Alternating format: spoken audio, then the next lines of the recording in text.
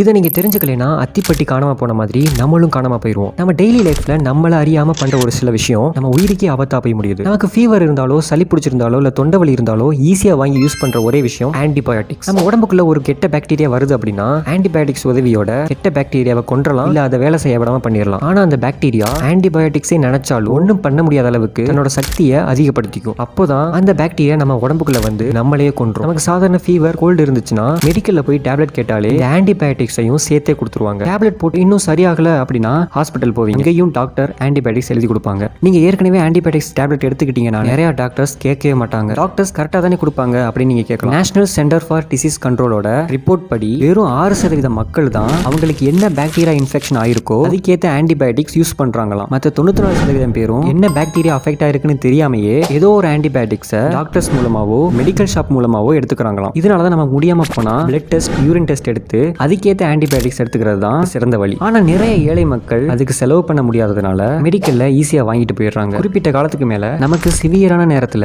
Antibiotics எடுத்துக்கணும்னு situation வரும்போது அது வேலையே செய்யாம போயிடும். ஏன் சில பேர் இறந்தே போயிடுவாங்க. சோ உங்களுக்கு என்ன பிரச்சனைன்னு தெரிஞ்சுக்கிட்டு ஆன்டிபயோட்டிக்ஸ் எடுத்துக்கோங்க, இல்ல எடுத்துக்கவே எடுத்துக்காதீங்க. நிறைய பேருக்கு இதை ஷேர் பண்ணுங்க. Okay, by.